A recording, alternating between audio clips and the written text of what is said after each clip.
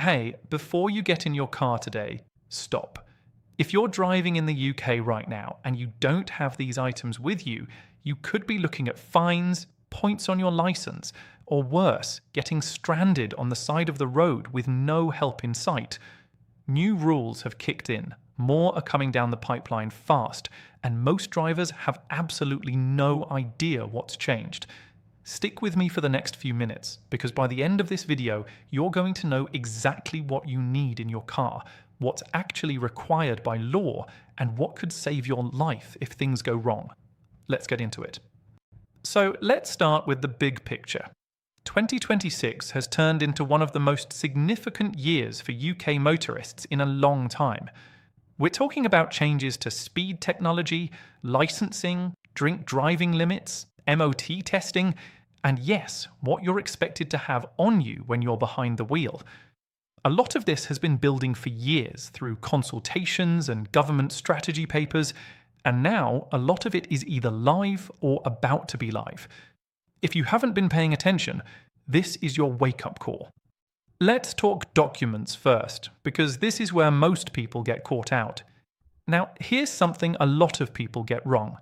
In the UK, you are not legally required to carry your driving licence, insurance certificate, or MOT certificate with you every single time you drive. That surprises a lot of people. But here's the catch.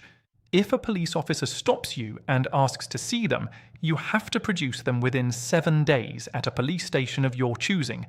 So while you might not get an instant fine for not having the physical documents on you in the car, you absolutely need to have valid insurance, a valid MOT if your car is over 3 years old, and a valid license at all times. No insurance, no MOT, driving on a license that's expired or invalid, that's where the real trouble starts. And those penalties are getting steeper.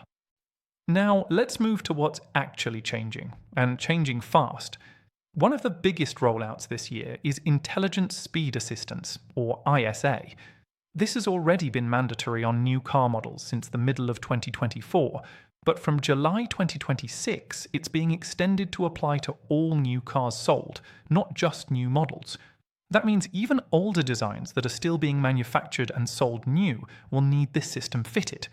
What does ISA actually do? It uses GPS and camera data to read speed limit signs and road data, and if you go over the limit, it either gives you a warning or makes the accelerator pedal physically harder to press. You can override it by pushing through, and you can switch it off. But here's the thing, it resets and turns itself back on every single time you start the engine. So if you've bought a new car recently, or you're planning to, this is something you need to know about before you're sitting in traffic, wondering why your pedal suddenly feels different. Next, let's talk about money, because this affects every single motorist, whether you drive an electric car, a diesel, or a petrol. The temporary fuel duty cut that's been in place since March 2022 is coming to an end in September 2026. That 5 pence per litre discount is being phased out, with the government planning a gradual increase that adds around 5 pence per litre by March 2026.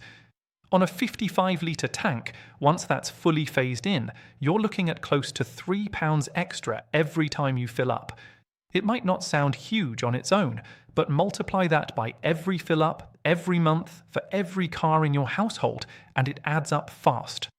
And if you're driving electric, listen closely, because the exemptions you might be used to are disappearing. Electric vehicles are no longer completely exempt from road tax. Vehicle excise duty is rising in April, with the standard rate hitting £200, and high-emission new cars facing charges as high as £5,690 in the first year. EVs now pay the standard rate too. On top of that, congestion charge exemptions in cities like London are being scrapped, with the daily charge in central London rising to £18 with no EV discount anymore. So if you switch to electric thinking you dodge all these fees forever, some of that changes this year. Now, here's something that's still in consultation, but could massively affect drivers very soon, so pay attention. The government's road safety strategy is proposing to lower the drink-drive limit in England and Wales from 80 milligrams per 100 millilitres of blood down to 50, which would bring it in line with Scotland. For new drivers, the proposal goes even further, suggesting a near zero limit of just 20 milligrams. In real terms, this could mean that something as small as a single pint of beer might be enough to put some drivers over the legal line. This consultation ran until the end of March 2026, and if it's approved, we could see this in effect later this year. This is one to genuinely watch, because it changes the entire culture around driving after having a drink, even just one. While we're on the topic of safety crackdowns, seatbelt enforcement is getting tougher too. Right now, not wearing a seatbelt only results in a fine, up to £500, with no points added to your licence. But that's being reconsidered.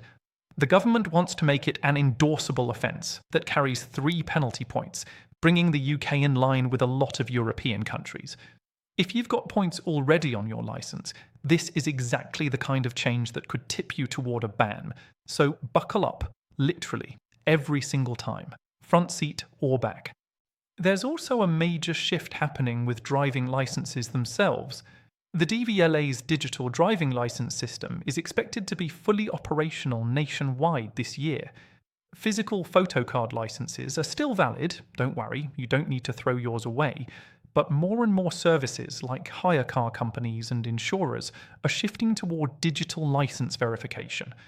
If you're someone who deals with professional driving obligations or medical reporting requirements, keeping your digital records accurate is becoming increasingly important because inaccurate records could actually lead to fines or even licence suspension down the line. Now, let's get into the part that could genuinely make a difference in an emergency.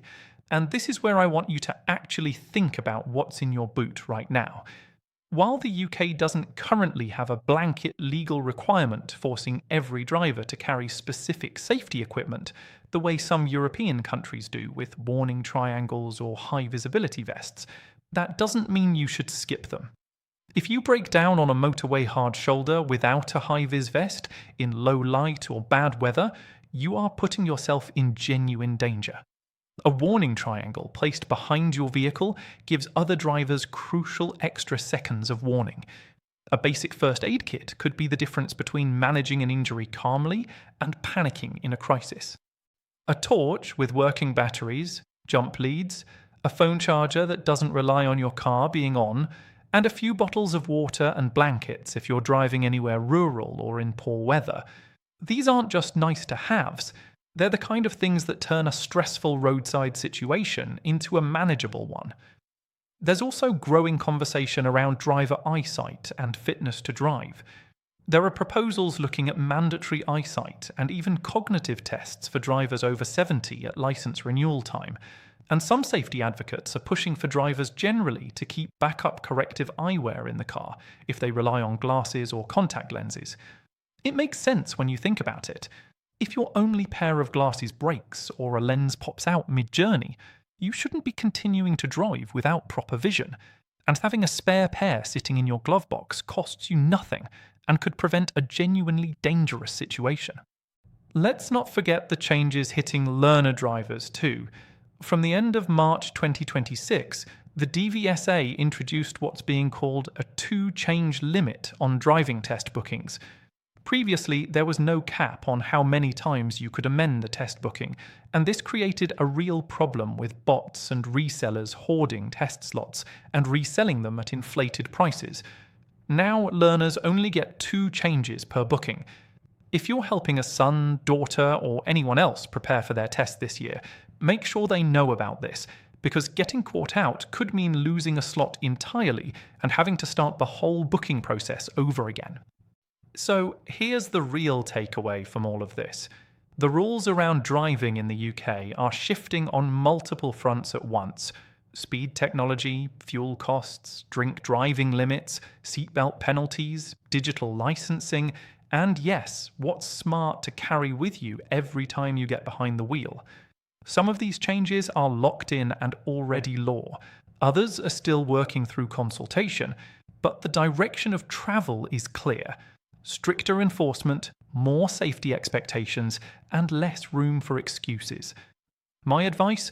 Don't wait until you're the one stuck on a motorway hard shoulder in the dark without a warning triangle, or the one hit with an endorsable fine you didn't see coming. Do a quick check of your car today. Make sure your documents are valid, even if you don't carry them physically. Pack a proper emergency kit.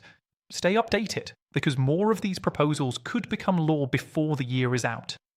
If this video helped clear things up for you, that's exactly why I make this content, to cut through the confusion and give you what you actually need to know as a driver in this country.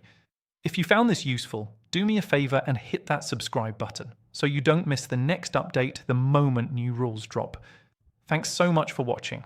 Stay safe out there, and I'll see you in the next one.